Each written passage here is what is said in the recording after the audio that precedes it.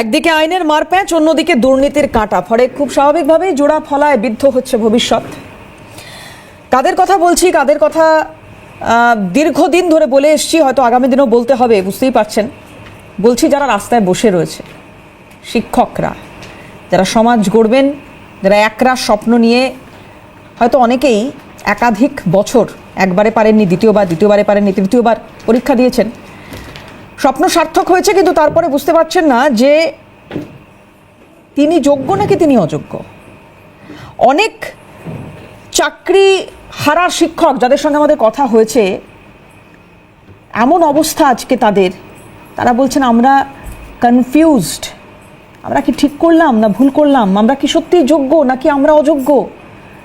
এমন একটা জায়গায় এসে পৌঁছেছি আমরা, যাতে সত্যি বুঝতে পারছি না যে ঠিক করেছিলাম তো, ভরসা রেখেছিলাম, ঠিক করেছিলাম তো। আজকে হাল্লা বলে আমি দেবারতী রয়েছি আপনাদের সঙ্গে, উত্তর খোঁজার চেষ্টা করব। এক, অতিরিক্ত শূন্য পদে টাকার খেলা, শারীর শিক্ষা কর্মশিক্ষায় নিয়োগ মামলায় যে কথা বলছে সিবিআই, বিস্ফোরক অভিযোগ। দুই, এসএসসিতে নতুন নিয়োগ বিধি, কেন এই নতুন নিয়োগ বিধি, সুপ্রিম নির্দেশ কি তাহলে অমান্য।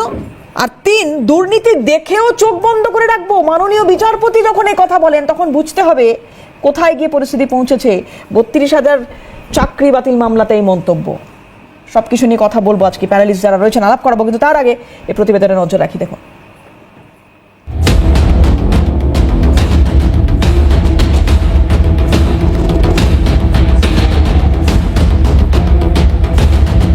কলকাতা হাইকোর্টে চলছে প্রাথমিকের 32,000 চাকরি বাতিলের মামলা। প্রাথমিক শিক্ষা পর্ষদের নথি থেকেই দুর্নীতির তথ্য উঠে এসেছে হাইকোর্টের পর্যবেক্ষণে। 2014 সালে টেট, 2016 সাল থেকে নিয়োগ, চাকরি 42,949 জনকে। নিয়োগে একাধিক ত্রুটির অভিযোগে মামলা হয় কলকাতা হাইকোর্টে। 2023 সালের 16 মে কলকাতা হাইকোর্টের তৎকালীন বিচারপতি অভিজিৎ গঙ্গোপাধ্যায় 32,000 চাকরি বাতিলের নির্দেশ দিয়েছিলেন। সেই নির্দেশকে চ্যালেঞ্জ করে মামলা করে প্রাথমিক শিক্ষা পর্ষদ এবং চাকরিহারা শিক্ষকরা। সিঙ্গেল বেঞ্চের রায়ের উপর অন্তর্বর্তী স্থগিতাদেশ দিয়েছিল হাইকোর্টের ডিভিশন বেঞ্চ। মামলা যায় সুপ্রিম কোর্টে। শীর্ষ আদালত মামলা ফেরত পাঠায় হাইকোর্টের ডিভিশন বেঞ্চে।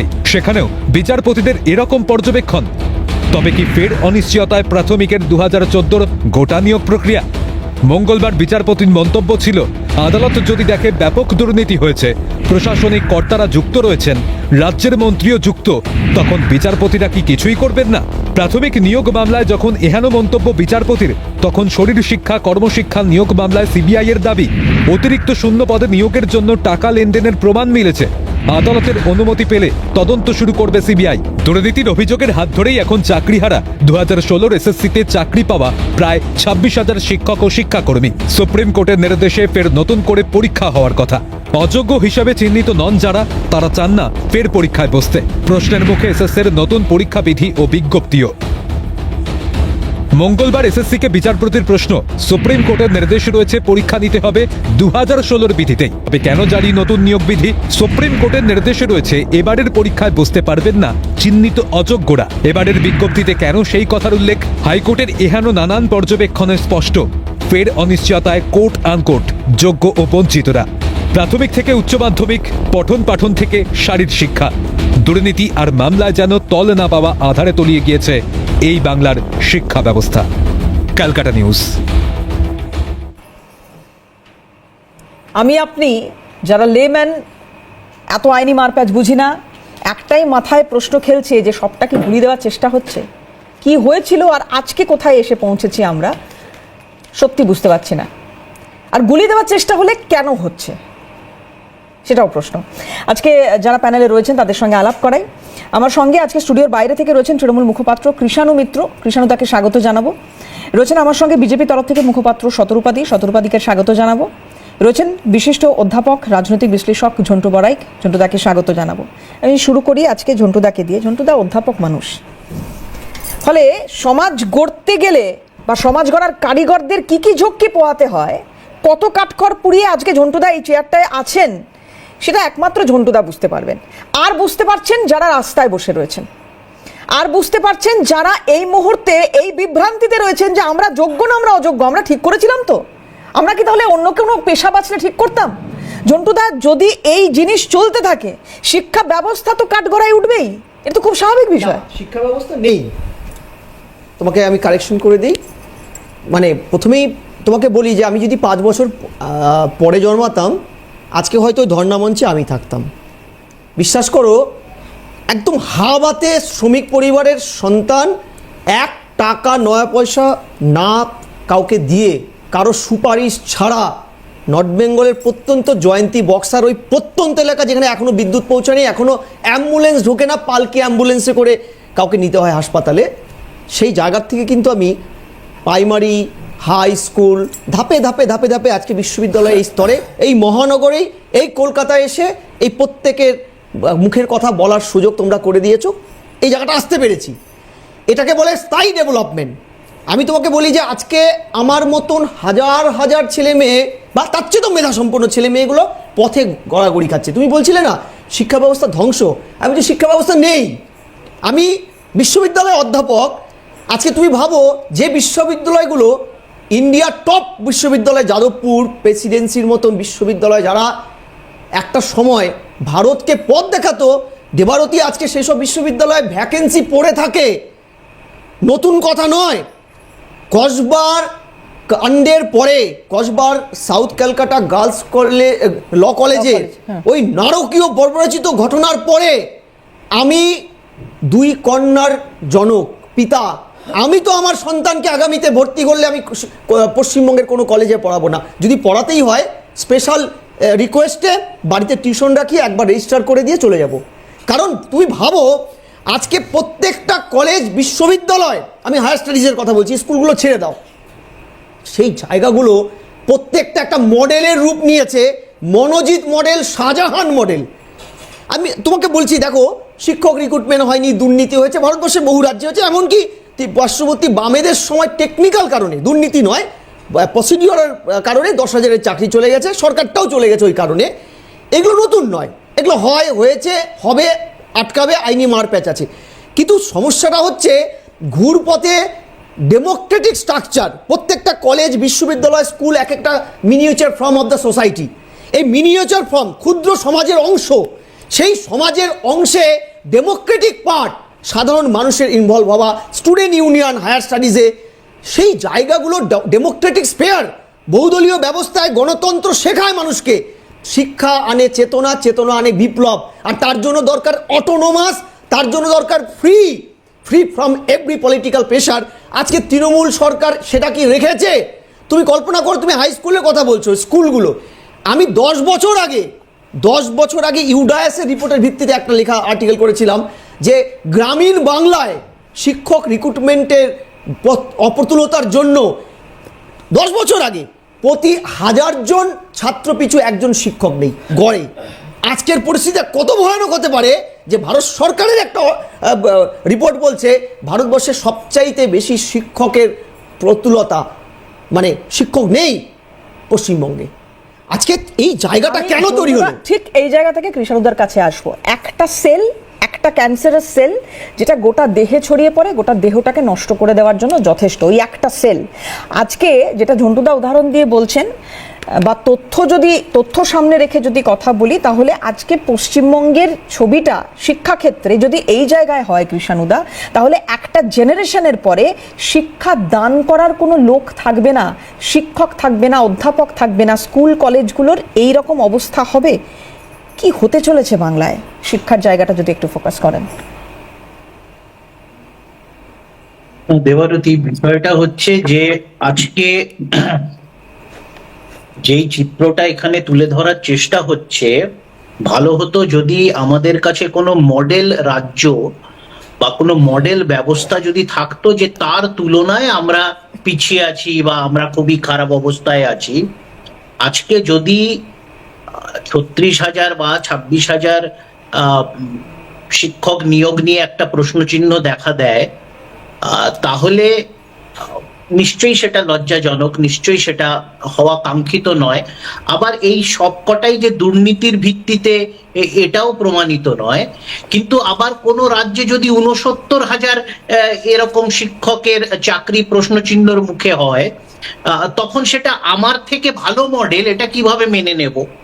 বা ঝন্টুদা যেটাকে বললেন যে 10,000 শিক্ষক বেআইনি নিয়োগ টেকনিক্যাল কারণে, সেটা দুর্নীতি নয়, সেই টেকনিক্যাল কারণের সাথে একটু যুক্ত করে দিই, যারা আশ্বাসন দিয়েছিলেন যে টেকনিক্যাল কারণটা শোধন করে তারা তাদেরকে বহাল করবেন, তারা 5 বছর কেন তার থেকেও বেশি সময় সেই টেকনিক্যাল কারণটা মানে কাটিয়ে উঠতে পারেননি। তার কারণ হচ্ছে তার পেছনে দুর্নীতি ছিল, সেটাও আজকের দিনে প্রমাণিত। কিন্তু কি দায় থেকে সেই দুর্নীতিটাকে টেকনিক্যাল হিসেবে মানে চাপা দিতে হয়, সেটা আমার কাছে বোধগম্য হলো না। আবার বাম আমলে অবিভক্ত মেদিনীপুর জেলাতে 2,200 শিক্ষক বেআইনি নিয়োগ হয়েছিল 1993 সালে, সেটা 2013 সালে হাইকোর্টের ভার্ডিক্ট আছে। কিন্তু সেই সময়ে মানবিক সরকার যেহেতু ক্ষমতায় এসছে, তা আমরা আমাদের সরকার সেদিন, মুখ্যমন্ত্রী সেদিন বলেছিলেন যে এক একজনের 16 বছর 17 বছর 20 বছর চাকরি হয়ে গেছে, এখন যদি তারা চাকরি থেকে তাদেরকে রাতারাতি সরিয়ে দেওয়া হয় তখন একটা অব্যবস্থা, একটা বেশ কিছু পরিবারের সামনে একটা মরণ বাসনের সমস্যা হবে। তাই জন্য সেই 2,200 বেআইনি রিক্রুটেড 1993 সালের বেআইনি রিক্রুটমেন্টকে কোনো ভাবে অ্যাকোমোডেট করা হয়। আবার এই আমাদের আইন ব্যবস্থাতে এনআইএতে যখন এনইইটি, যেটা আমাদের ডাক্তারি পরীক্ষা, ডাক্তারি প্রবেশিকা পরীক্ষার যেটা অল ইন্ডিয়া যে পরীক্ষা, সেখানে যখন সরাসরি দুর্নীতি ধরা পড়ে, সেই দুর্নীতির ভিত্তিতে তখন কোর্টেরই অবজারভেশন আছে যে হ্যাঁ দুর্নীতি ধরা পড়েছে, কিন্তু এই কিছু জনের জন্য এত লক্ষ লক্ষ স্টুডেন্টদের বঞ্চিত করা যাবে না। কৃষ্ণদা, আমি এখানে একটু বিরত করতে বাধ্য হচ্ছি আপনাকে। কৃষ্ণদা, আমি একটু বিরত করতে বাধ্য হচ্ছি। আপনি একটা দুর্নীতিকে অন্য দুর্নীতিগুলোতে জাস্টিফাই করতে পারেন না, প্রথম কথা। আমি জাস্টিফাই করছি না, আমি একটু শেষ করে নি দাদা, একটু শেষ করে নি। আমি বলছি প্রথম কথা এটা, আর দ্বিতীয় কথা হচ্ছে এখানে 3টে পয়েন্টের উল্লেখ আমি করেছিলাম একদম শুরুতে। আমি একটু স্পেসিফিক করতে চাইবো ওই জায়গাটা সব থেকে, যেটা আমি তাহলে আলোচনাটা এইভাবে শুরু করি। 3টে পয়েন্টের প্রথম পয়েন্ট যেটা আমি আলোচনা এখানে রাখতে চাইছি, দুর্নীতি দেখেও কি চোখ বন্ধ করে রাখবো? মাননীয় বিচারপতি বলছেন দুর্নীতি দেখেও কি চোখ বন্ধ করে রাখবো? এবং যখন এটা নিয়ে কথা বলতে যাচ্ছে সিবিআই বলছে যে এফআইআর গুলো করা হচ্ছে না, করা হয়নি, রাজ্য সরকার এফআইআর করেনি। কি করবে দাদা? কোথায় যাবে? কি করবে এই ছেলে মেয়েগুলো? প্রথম কথা দেবারতী, দুর্নীতি দেখেও কি চোখ বন্ধ করে রাখবো, এটা কোনো কি আইনের খাতায় লেখা হয়েছে নাকি জাস্ট একটা পার্সোনাল রিমার্ক বা অবজারভেশন করা হয়েছে? এক। দুই হচ্ছে, এটা তো খুবই প্রাসঙ্গিক দুর্নীতির অভিযোগের জন্য ব্যাপারটা আদালতে গেছে, তো চোখ তো কাউকে বন্ধ করে রাখতে বলেনি। আর এই অবজারভেশন তো এনইইটিতে যে বিচারপতির কাছে গেছিল তার থেকেও এটা কাম্য ছিল যে দুর্নীতি দেখে তারা কেন মুখটা ঘুরিয়ে রাখলে। এটা তো আমাদের দেশের আইন ব্যবস্থা। তো পশ্চিমবাংলা নিশ্চয়ই, পশ্চিমবাংলার জন্য ভারতের সংবিধানে আলাদা করে আইন কোনো প্রণয়ন করা হয়নি। তো সুতরাং এনইইতে যখন দুর্নীতি ধরা পড়লো তখন সার্বিকভাবে এনইইতে কেন বাতিল করা হলো না 26,000 সমগ্র টিচার রিক্রুটমেন্টের মতো? তখন কেন সেই তথাকথিত যিনি ব্যবস্থায় ছিলেন, যারা নজরদারি করছেন, তারা কেন অন্যদিকে মুখ ঘুরিয়ে রাখলেন? এটা তো আমাদের মনে প্রশ্ন আসতে পারে। এই যে সিবিআই এর তরফ থেকে এই কথা বলা হচ্ছে কৃষ্ণদা, সিবিআই খুব স্পষ্ট করে বলছে যে অতিরিক্ত শূন্য পদে, শারীরিক শিক্ষা কর্মশিক্ষার ক্ষেত্রে আমি বলছি, অতিরিক্ত শূন্য পদে নিয়োগের জন্য ঘুষ দিয়েছে, এরকম একটা বিস্ফোরক অভিযোগ। এখানে এফআইআর হয়নি দাদা সিবিআই।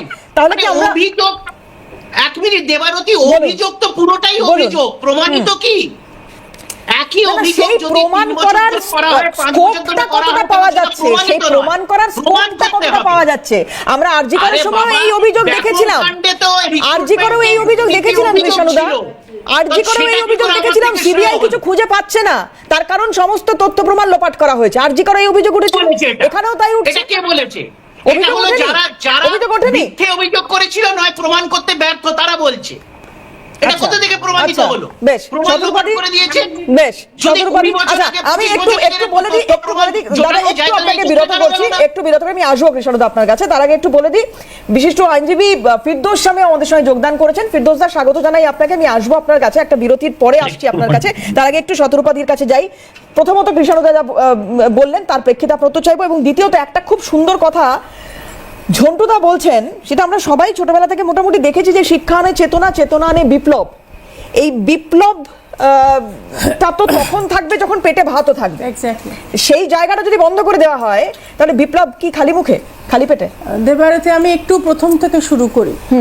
যখন এরা পাওয়ারে 2011 এলো, তার আগে সিঙ্গুর থেকে টাটাকে দূরছাই করে সরিয়ে দিয়ে, তোমার মনে থাকবে সে হাইওয়ে টাইপে বন্ধ করে টাটা যখন চলে গেল, তার সঙ্গে সেই যে গণেশ টাটা বলে চলে গেল, ইন্ডাস্ট্রি আর এখানে ফিরল না।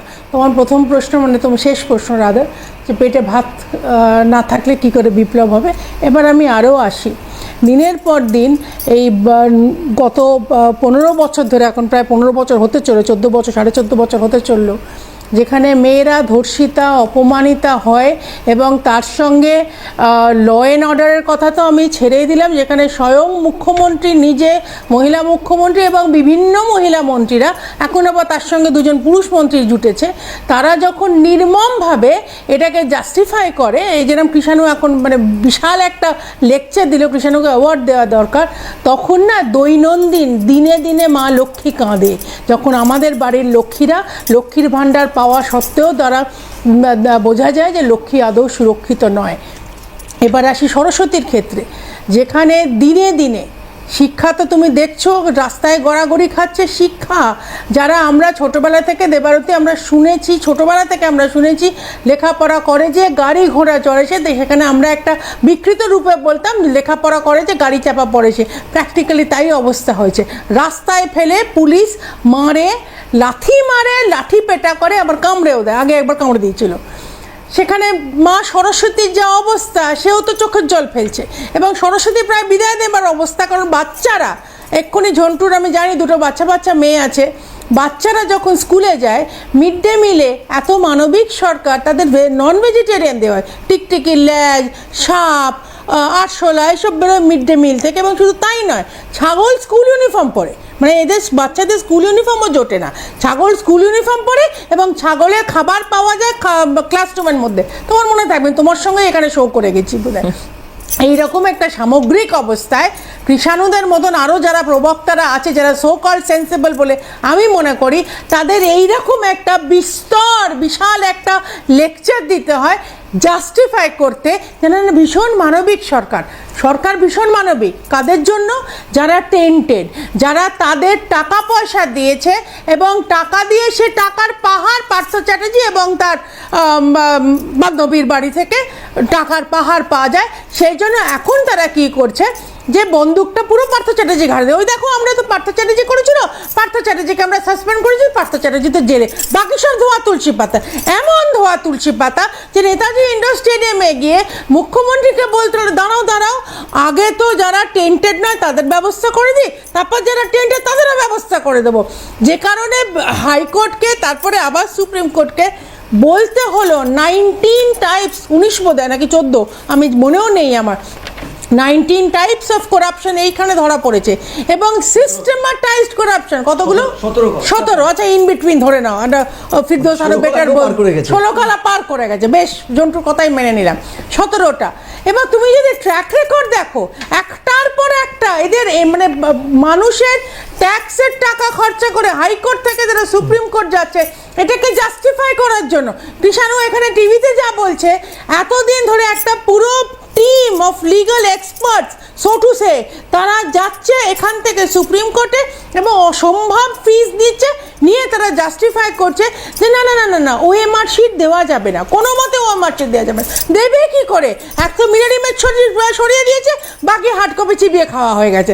তারা একটা কোম্পানিকে হায়ার করলো, তাকে তো টেন্ডার ছাড়া, মানে আমরা জানিও না সে কি কোম্পানি কোথা থেকে এসছে, তারা আবার হার্ডওয়্যার থেকে, মানে যে বিয়ে থেকে উধাও হয়ে গেল ওএমআর, মানে এটা, হ্যাঁ, এইগুলো তো মানে প্রচুর ব্রেন লাগে করতে।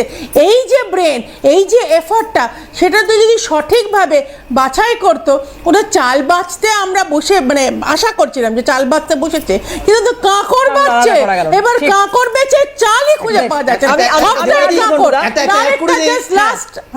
একটা অ্যাড করি যে হাইকোর্টের গুতা খেয়েই হয়তো আরেকটা বেআইনি, কৃষাণুর জন্য বলে রাখি, আরেকটা বেআইনি জিনিস উইথড্র হলো। এসএসসি সম্ভবত এই মুহূর্তে অফিসিয়াল ওয়েবসাইট থেকে নোটিফিকেশনটা তুলে নিল। সরকার কি চাইছে? আসবো দিদি, ফিরদৌসদার কাছে যাবো। ফিরদৌসদা, তাহলে যেটা বিরোধীরা যাওয়ার আগে ঝন্টুদা বলছেন যে এসএসসি নোটিফিকেশনটা উইথড্র করে নিচ্ছে, তার মানে এই যে নতুন বিধি, নতুন যে নিয়োগ বিধি যেটা বলা হচ্ছিল সুপ্রিম নির্দেশ অমান্য করেই এসএসসি করেছে, আপাতত মুখ রক্ষা হলো এসএসসির।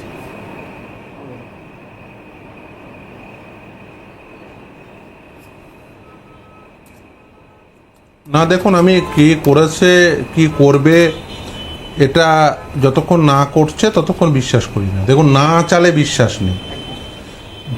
2016 সালে রিক্রুটমেন্ট প্রসেস, 4টে নিয়োগ প্রক্রিয়া মিলিয়ে সর্বমোট পার্টিসিপেটেড ক্যান্ডিডেটের সংখ্যা ছিল 31,21,715। গভর্নমেন্ট নিজেকে এমন জায়গায় নিয়ে গেছে, শুধু নবম দশম এবং একাদশ দ্বাদশে 12 লক্ষ ছেলে মেয়ে ফর্ম ফিল আপ করেছিল, পার্টিসিপেটেড ক্যান্ডিডেট ছিল।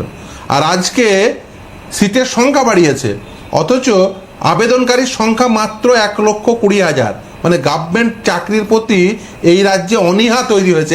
এই পরিস্থিতি কেন তৈরি হলো? তার কারণ সরকারে যারা বসে আছে তারা চান যে সরকারি চাকরির ক্ষেত্রে, নিয়োগের ক্ষেত্রে দুর্নীতি হবে। এবং যেহেতু আমাদের দেশে খুব স্বাভাবিকভাবেই যারা সরকারে বসে আছেন তারাই যে সরকারি চাকরির ক্ষেত্রে নিয়ম কী হবে তারাই তৈরি করেন। তারা যদি তাদের আসল মতলব হয় যে আইনটা এমন করে তৈরি করবে যাতে দুর্নীতির পথ প্রশস্ত হয়। আমি উদাহরণ হিসাবে আমি দুটো আইন পাশাপাশি রাখতে বলবো, 2016 সালের রিক্রুটমেন্ট রুলস আর 2025 সালের রিক্রুটমেন্ট রুলস। এত কিছু ঘটলো, 26,000 লোকের চাকরি চলে গেল। তারপরে কি হওয়া উচিত? যে নাক্ষর দিয়ে বাবা আর যাই দুর্নীতি করেছে, পার্থ চ্যাটার্জি হয়ে গেছে, পার্থ চ্যাটার্জির বান্ধবী হয়ে গেছে, আর অন্ততপক্ষে দুর্নীতি করা যায় এরকম কোনো পথ নেব না। উল্টে কি করা হলো? উল্টে যাতে দুর্নীতি হয় তার জন্য আইন তৈরি করা হলো। কিভাবে? উদাহরণ দিই। ধরুন, আগের রিক্রুটমেন্ট প্রসেসে রিটেন এক্সামিনেশন ছিল 55 নাম্বার, একাডেমিক অ্যান্ড প্রফেশনাল কোয়ালিফিকেশনের জন্য ছিল 35 নাম্বার, এবং ইন্টারভিউ ছিল 10 নাম্বার। এখন কি করা হলো? এখন ইন্টারভিউ এবং লেকচার ডেমোর নামে 10-20 নাম্বার সেটাকে বরাদ্দ করা হলো। তার মানে কি? এটার তো কোনো নির্দিষ্ট হার্ড অ্যান্ড ফাস্ট রুল নেই। যে পয়সা দেবে তাকে 20-তে 20 দেবে, আর যে পয়সা দেবে না তাকে 20-তে 2 দেবে। খুব পরিষ্কার গল্প। ফলে কি হবে? যে পয়সা দেবে না সে চাকরি আর কোনোদিন পাবে না। দ্বিতীয় হচ্ছে, আগে প্রায়র টিচিং এক্সপিরিয়েন্সের কোনো নাম্বার ছিল না। এখন কি করা হলো? প্রায়র টিচিং এক্সপিরিয়েন্সের নাম্বার ভারতবর্ষে আপনি কোনো রাজ্যে পাবেন না যে এন্ট্রি লেভেল সিলেকশন, অর্থাৎ এটাই প্রথম ধাপ, নবম দশমের চাকরি পায়, এটাই তো চাকরির প্রথম ধাপ। এটা প্রমোশন নয় যে প্রায়র এক্সপিরিয়েন্সের জন্য আপনি নাম্বার বরাদ্দ করবেন। ভারতবর্ষের কোনো রাজ্যে কোথাও খুঁজে পাবেন না প্রায়র টিচিং এক্সপিরিয়েন্স এন্ট্রি লেভেলে আছে, কিন্তু এই রাজ্যে আছে। এই রাজ্যে তৈরি করলো 2025 সালে। কেন? তার কারণ হচ্ছে বাজারে এই যে টিচিং এক্সপিরিয়েন্সের নামে এক্সপিরিয়েন্স সার্টিফিকেট বাজারে লক্ষ লক্ষ টাকায় বিক্রি হবে। তার কারণ এখন ডাইরেক্ট চাকরি দেবো তাই পয়সা দাও, কেউ চাকরি কিনবে না। তাহলে কি হবে? টিচিং এক্সপিরিয়েন্সের যে সার্টিফিকেট বিক্রি করতে হবে। ইন্টারভিউয়ে 20 নাম্বার রেখে যাতে ওই দুর্নীতির পথ প্রশস্ত হয়, কারণ আরবিট্রারিনেস আছে। এখন লোককে বোঝাতে হবে যুক্তিপূর্ণভাবে টাকা নিতে হবে। ফিরদৌসদা, একটা কথা একটু জিজ্ঞাসা করি এখানে, সেটা হচ্ছে যে অনেকেই অভিযোগ করছেন, বিশেষ করে বিরোধী রাজনৈতিক দল থেকে শুরু করে এই চাকরিহারাদেরও অনেকে বলছেন, খুব র্যান্ডাম কিছু রিয়াকশন আমরা যখন তুলেছি বিভিন্ন সময়ে, এরা এই অভিযোগটা করছেন যে সবটাই ভোটের খেলা, ভোটের রাজনীতি। তো 2025 আপনি বলছেন 2016 পরেও যে এই সরকারের কোনো সদিচ্ছা নেই এই বিষয়টাকে রিফর্ম করার, তার উদাহরণ হচ্ছে 2025-এও এইরকম কিছু জায়গা রেখেছে যেখান থেকে এই দুর্নীতিটা করা সম্ভব। 2026 তো করা নাড়ছে। যদি এটা ভোটের রাজনীতি হয়ে থাকে বা ভোট এটার সঙ্গে বা এর সঙ্গে কোনোভাবে রাজনীতি জড়িয়ে থাকে, তাহলে কেন 2025-এ দাঁড়িয়ে, যেখানে 7-8 মাস বাকি নির্বাচনের, কেন করবে সরকার?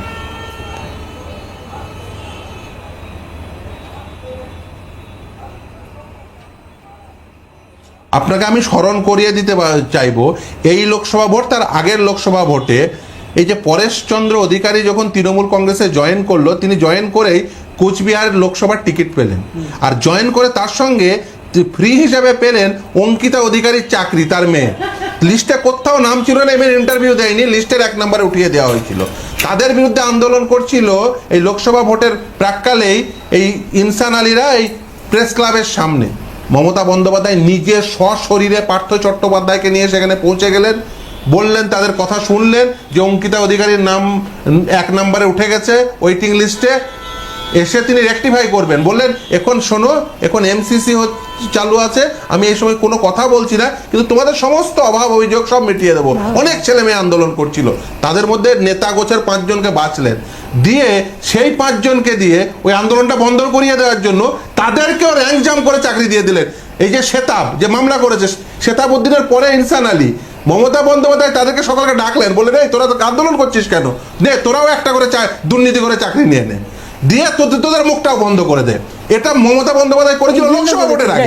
কৃষ্ণদার উত্তর নেব, ঠিক এই জায়গায় আমি আসবো ফিরদৌস, খুব ছোট করে কৃষ্ণদার একটা উত্তর নেব, তারপরে এটা ব্রেকে যাবো। কৃষ্ণদা, মারাত্মক অভিযোগ করছেন।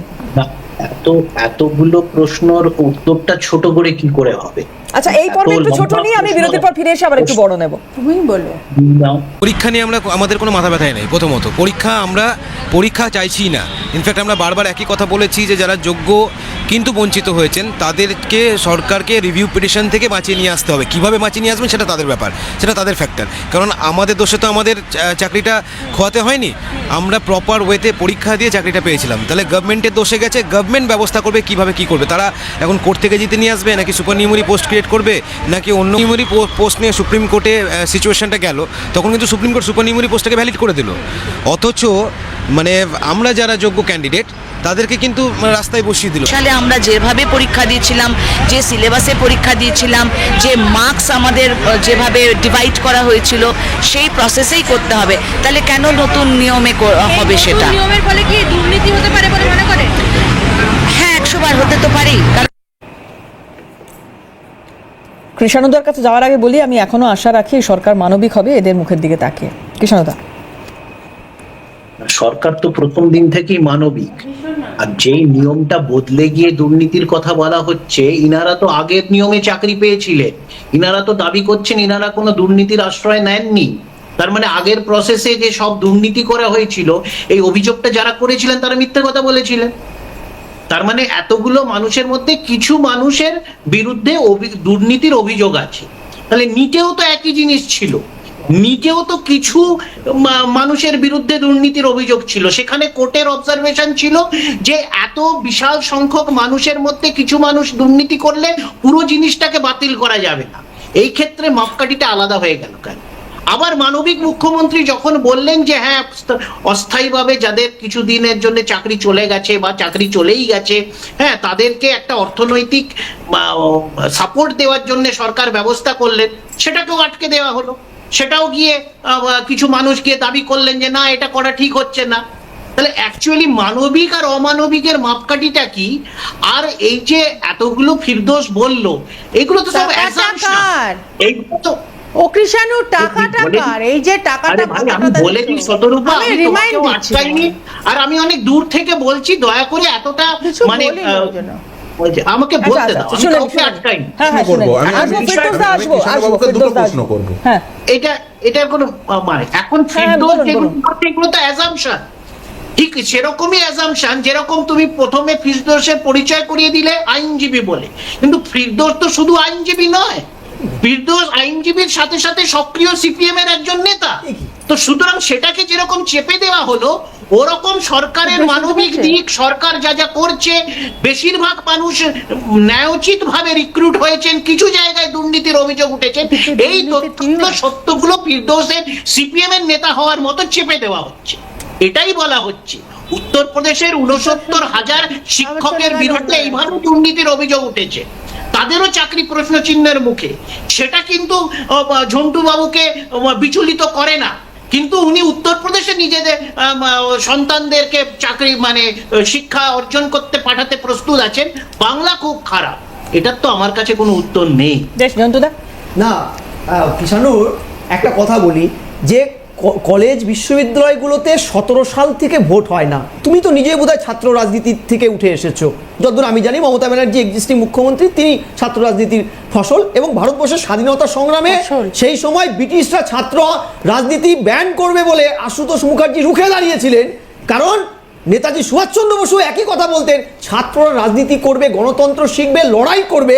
সেই রাজ্যে বাঙালি জাতির একজন প্রতিনিধি মমতা ব্যানার্জি 17 সালের পর থেকে ক্যাম্পাসগুলোতে নির্বাচন করছে না, ঘুর পথে পিছন দরজা দিয়ে মনোজিৎ মিশ্র মডেল চালু করে রেখেছে।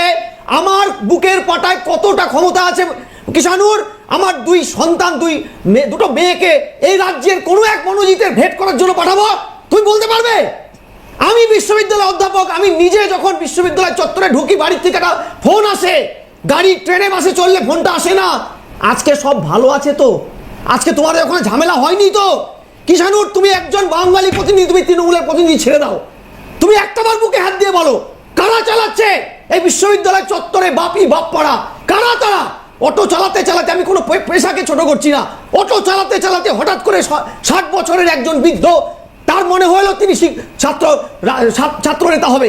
আমি government college, government aided college, WBAES educational service first class gazetted র্যাঙ্কের প্রফেসর, বিশ্ববিদ্যালয় উচ্চশিক্ষার সব স্তরে প্রফেসরি করেছি, শিক্ষকতা করেছি, কোথাও আমার চাইতে কম বয়সী কোনো ছাত্র নেতা পাইনি। কিষাণ জবাব দেবে না? সদস্যদের কাছে যাবো তারপরে, প্লিজ। হ্যাঁ, কৃষ্ণদা, বিষয়টা হচ্ছে ছাত্র রাজনীতি এবং ইলেকশনের কথা বললো, আমি ঝন্টুর সাথে 100 বার সহমত যে ইলেকশন হওয়া উচিত এবং ইলেকশন করার একটা উদ্যোগও নেওয়া হয়েছিল। সেটা কি অদৃশ্য কার হাতের জন্য এটা বানচাল করে দেওয়া হলো, ঠিক যেরকম চাকরিগুলোকে খেয়ে নিয়ে এইগুলোকে প্রসেসটাকে বানচাল করে দেওয়া হচ্ছে। এখন বিষয়টা হলো, দিনের শেষে এই মনোজিতরা যাই করুক, তৃণমূলের সাথে সখ্যতা বজায় রেখেও তাদের বিরুদ্ধে পুলিশি আইনি ব্যবস্থা হয়। প্রজ্জ্বল রমান্না বিরুদ্ধে হয় না, বিরুদ্ধে হয় না, আজকে বংশগোপাল চৌধুরীর বিরুদ্ধে হয় না। এটাই হচ্ছে ব্যতিক্রমী, যে আজকে তাহলে প্রজ্জ্বল রমান্নার মডেল এবং সেই রাজ্যগুলো কি সুরক্ষিত?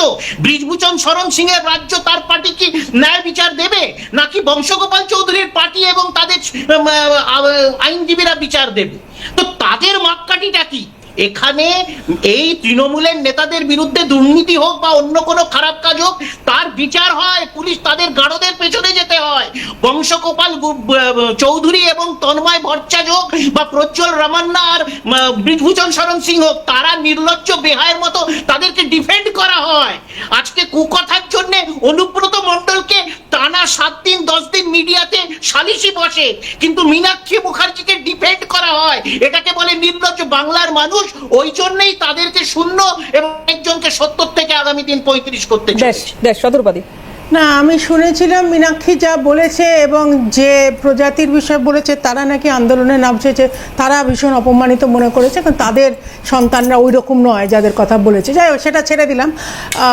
কিন্তু বাকি কৃষাণু যে এত জোর গলায় বলছে জিরো টলারেন্স, অমুক তমুক, পুলিশ অ্যাকশন নিয়েছে, ওদেরই নেতা যে হ্যাবিচুয়ালি অসভ্য অবনক্সাস কথাবার্তা বলে, সেই এখন জিজ্ঞেস করেছে যে জিরো টলারেন্সটা অ্যাকচুয়ালি কখন হয়, আগে হয় না পরে হয়। আমি আবারও বলছি যে এই যে মানে প্র্যাকটিক্যালি হৃদয় বিদারকভাবে ঝন্টু বারবার বলছে দুটো কন্যা সন্তান আছে, আই এম লাকি যে আমার পুরুষ সন্তান এবং তার কলেজ পেরিয়ে গেছে, কিন্তু এই কনস্ট্যান্ট একটা টেনশন, এটা তো সত্যি 2011 সাল থেকে, আগে হয়নি বলছি না আমি, আগেও হয়েছে, কিন্তু 2011 সাল থেকে মানে ক্রমশ এমন একটা জায়গায় পৌঁছে গেছে যে সমস্ত সময় মনে হয় যে এডুকেশন ইজ, তোমার মনে আছে এখন আমরা এতটা পিকে চলে গেছে যে আমরা একটা মনোজিৎ মিশ্রকে নিয়ে কথা বলছি যে রেপের পর্যায়ে একটা মেয়েকে নয়, লাগাতার অনেকগুলোকে করেছে এবং হ্যারেস করেছে।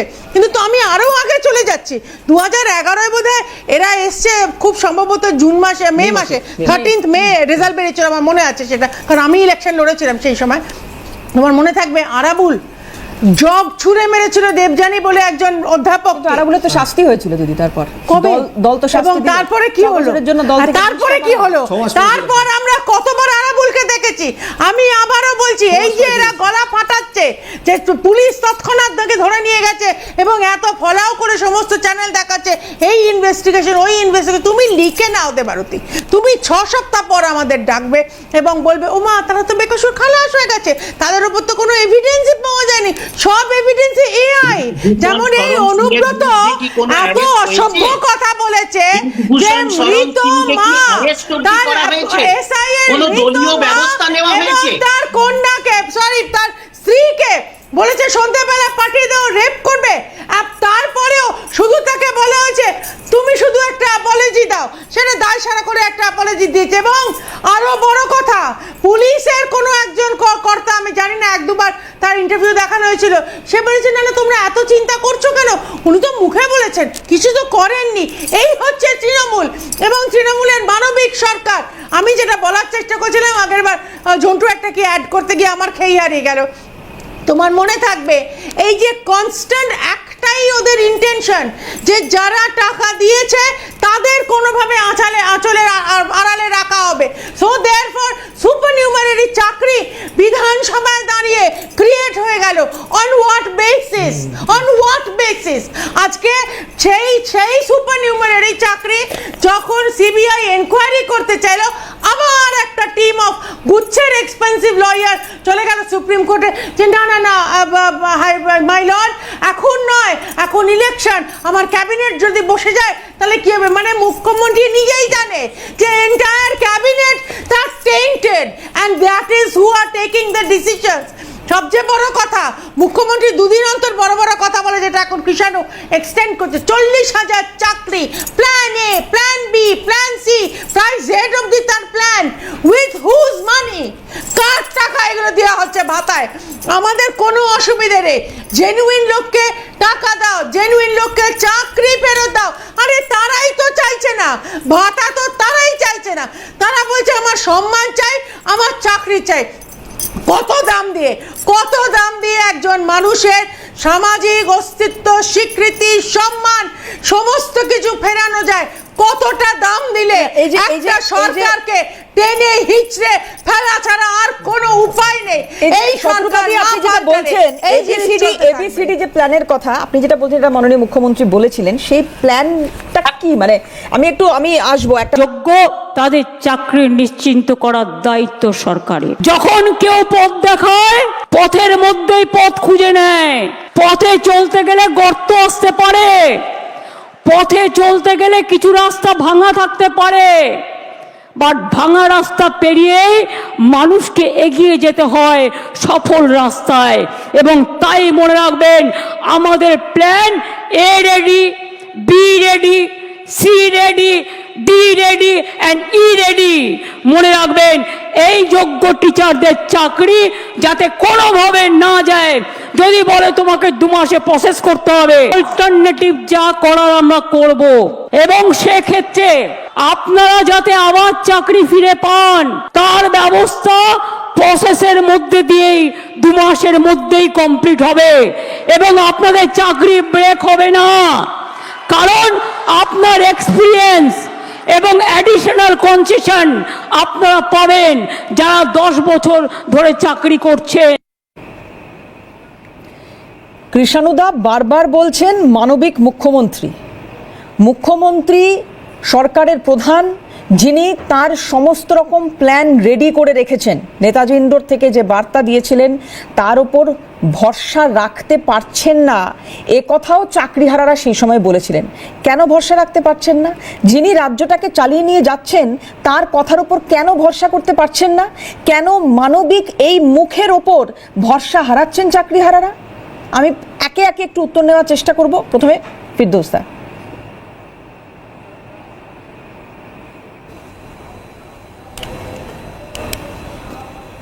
দেখুন, আমি প্রথমেই বলি যে সমস্ত চিন্তাভাবনা যদি যারা টেন্টের অর্থাৎ দাগি তাদের নিয়ে হয়, তাহলে কিন্তু এই জিনিসগুলো ঘটতে থাকবে। আমি উদাহরণ দিই।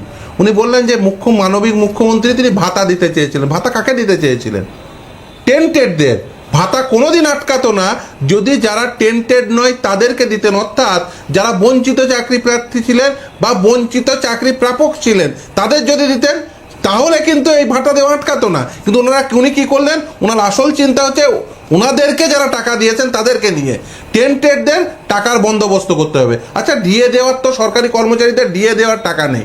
এই সুপ্রিম কোর্ট কি বলেছে? তাদের কাছ থেকে যারা টেন্টেড বলে চিহ্নিত হয়েছে তাদের কাছ থেকে টাকা ফেরত নিতে বলেছে এবং সেটা সরকারি কোষাগারে জমা হবে। তাহলে সেটা দিয়ে অন্যান্য কর্মচারীদের ডিএ দেওয়া যায়।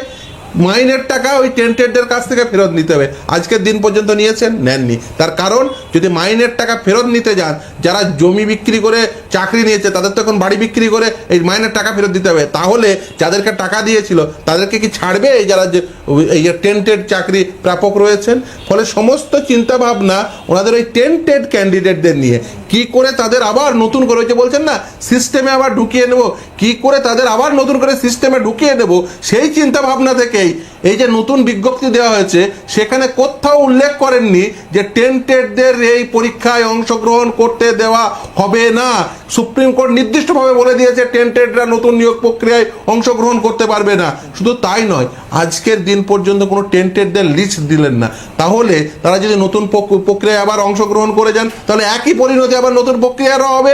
ফলে তারা চাইছেনই যে একটা হজবরলও তৈরি করে রাখবো যার মধ্য দিয়ে ওই টেন্টেড যারা দাগি তাদেরকে সুবিধা করে দেবো। তাদের কাছ থেকে মাইনে ফেরত নেওয়ার কথা বলেছেন, মাইনে ফেরত নেব না, যতদূর পারবো সেটা এক্সটেন্ড করব, তার জন্য যা করতে হয় করব। তার কারণ হচ্ছে এরা, আমি বলেছি না যে বালি, ওই চোরা বালির মধ্যে ঢুকেছেন। আপনি যত হাত পা ছুড়বেন না তত আরও বেশি চোরাবালির মধ্যে ঢুকবেন। দুর্ভাগ্য হলেও সত্য, এরা দুর্নীতি করার পরে সেই দুর্নীতি ঢাকার জন্য আর একটা দুর্নীতি করছেন, ফলে সেটার জন্য আরও বেশি চোরাবালিতে ঢুকছেন। দেখুন, যদি দুর্নীতি না হতো, যদি সরকার না চাইতো, তাহলে কখনোই দুর্নীতি হতে পারতো না। আর খুব স্পেসিফিক্যালি বললে, যদি মমতা বন্দ্যোপাধ্যায় না চাইতো তাহলে দুর্নীতি হতে পারতো না। তার কারণ সরকারটিও চালান তিনি, দলটিও চালান তিনি, তার অনুপ্রেরণা ছাড়া কোনো কিছু সম্ভব হতো না। ফলে তিনি চেয়েছেন তাই দুর্নীতি হয়েছে, তিনি যদি না চাইতেন তাহলে দুর্নীতি হতো না। যদি দুর্নীতি মুক্ত একটি ব্যবস্থাপনা তৈরি করতে হয় তাহলে বর্তমানে যে ব্যবস্থা আছে সেখানে মমতা বন্দ্যোপাধ্যায়কে প্রথম চাইতে হবে দুর্নীতিমুক্ত ব্যবস্থা হবে। এবং মমতা বন্দ্যোপাধ্যায় বলেছিলেন না একজনেরও চাকরি যাবে না, আসলে উনি যদি বলতেন যে টেন্টেডদের চাকরি চলে যাবে, দাগিদের চাকরি চলে যাবে, যারা অযোগ্য তাদের প্রত্যেকের চাকরি চলে যাবে, যারা যোগ্য যারা দাগি নয় তাদের প্রত্যেকের চাকরি থাকবে।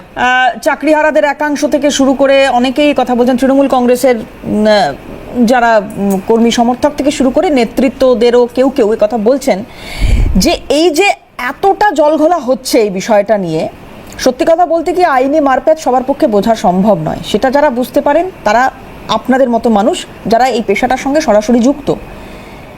আপনারা যদি চাইতেন, আপনাদের যদি সদিচ্ছা থাকতো, তাহলে বিষয়টা নিয়ে এত জলঘোলা হতো না, এত জটিলতা হতো না। এই কথা তো বলছেন অনেকে, আপনাদেরকে কাঠগড়ায় তুলছেন, আপনাকে বিকাশ রঞ্জন ভট্টাচার্যকে কাঠগড়ায় তুলছেন। এই সংখ্যাটা এটা, এবং 3টে আর্টিকেল 12 অথরিটির 3 রকম তথ্য, এসএসসি তথ্যের সঙ্গে বোর্ডের তথ্যের মিললে, বোর্ডের তথ্যের সঙ্গে ফিরদৌস দা, আমার প্রশ্নটা আপনি শুনতে পেলেন? আবার সরকারের তথ্য, ফিরদৌস দা আমার প্রশ্নটা শুনতে পেয়েছেন? শুনছে না, শুনতে পাইনি। ফিরদৌস দা শোনা যাচ্ছে? আমি যেটা জানতে চাইছি আপনার কাছে, কেউ কেউ অভিযোগ করছেন, আমি সবার কথা বলছি না, চাকরিহারাদের একাংশ, আমার এই প্যানেলে বসে কেউ কেউ বলে গিয়েছেন চাকরিহারাদেরই একাংশ, এবং যারা তৃণমূল কংগ্রেসের একাংশ, না সম্ভবত ফিরদৌস দা শুনতে পাচ্ছেন? আগে একটু কনফার্ম করুন দাদা যে আপনি শুনতে পাচ্ছেন কিনা আমার কথা। আচ্ছা, চাকরিহারাদের একাংশ, তাদের মধ্যে কেউ কেউ আমার প্যানেলে বসে বলে গেছেন, তৃণমূল কংগ্রেসের একাংশ, তাদের মধ্যে কেউ কেউ বলে গেছেন যে আপনি, যারা আপনার মতো পেশা, এই পেশার সঙ্গে যুক্ত যারা আপনার মতো মানুষজন, আপনি বিকাশ রঞ্জন ভট্টাচার্য একদম নাম করে করে অভিযোগ করে বলে গেছেন যে যদি এতটা জলঘোলা না হতো, আপনারা নাকি এই জলঘোলাটা করেছেন।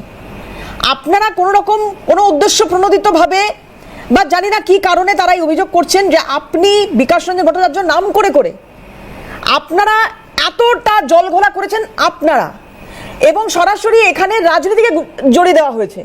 বাম মানসিকতার লোকজন, বামপন্থী চিন্তাধারা যারা বিশ্বাসী, এই অভিযোগগুলো কেন উঠছে দাদা? খুব ছোট করে উত্তর চাইবো।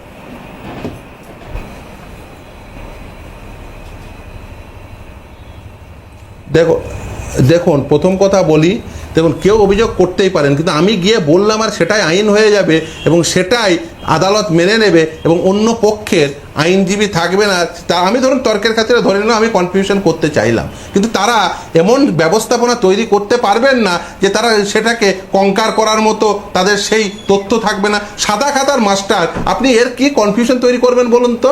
সাদা খাতায় শিক্ষকতার চাকরি পাচ্ছে, এর কি কনফিউশন হবে? আর আপনি বিশ্বের যত নামী আইনজীবী আনেন না কেন, সে সাদা খাতার শিক্ষককে একেবারে ভর্তি খাতার শিক্ষক বলে প্রমাণ করতে পারবে? একদম সময় শেষ, জনতার কাছে কাছে একটু তার কারণ হচ্ছে যে- দাদা আমি আর আজকে সময় দিতে পারছি না, ঝন্টুদার কাছে মানে- এটা খুব সংক্ষেপে। হ্যাঁ মানে আমি সেটাই বলছি যে তৃণমূল কি করে ব্যাপারটাকে পুরোপুরি ঘুরিয়ে দিচ্ছে মানুষের নজর থেকে, যে তারা দুর্নীতি করেছে সেটা প্রশ্ন নয়, প্রশ্ন হচ্ছে দুর্নীতিটাকে দিনের আলোয় যারা আনলেন, ফিরদৌস শামীম তাদের। থেকে শুরু করে বিকাশ রঞ্জন ভট্টাচার্য, তারা দায়ী এবং তাদের পেটুয়া কিছু পয়সা দিয়ে চাকরি পাওয়া লোকজন এই স্নো পাউডার মেখে সন্ধ্যাবেলা কিন্তু এসব করছে। দেখো যে রাজ্যের মুখ্যমন্ত্রীর ভাইজি 6 নম্বর পেয়ে সেটা 53 হয়েছে, এটা প্রকাশিত, আমি কিন্তু বানিয়ে বলছি না, ওয়েবসাইটে প্রকাশিত সি বা ডি গ্রুপের চাকরিতে। সেটা প্রমাণ কি করবে? সেটা চুরি, প্রমাণিত চুরি জাস্ট তুলে দিয়েছিল ফিরদৌস শামীম কিংবা বিকাশ রঞ্জন ভট্টাচার্য। শতরূপতি একদম 10 সেকেন্ড। একটা লাইনে আমি শুধু বলছি যে আমরা এই যত আইনের মার প্যাচ, এটা হয়নি ওটা হয়নি, হাইকোর্ট কেন বললো, সুপ্রিম কোর্ট কেন বললো, প্ল্যান এ থেকে ই নাকি সব রেডি আছে, এটার সব কিছুর একটাই সলিউশন। এই যারা যারা টাকা দিয়েছে, যাদের দিয়েছে তাদের নামগুলো আপনারা প্রকাশ করুন, প্রকাশ করবেন এবং প্রকাশ করার সঙ্গে সঙ্গে 26 আর 8 মাস পরে এই সরকারটাকে টেনে বের করুন।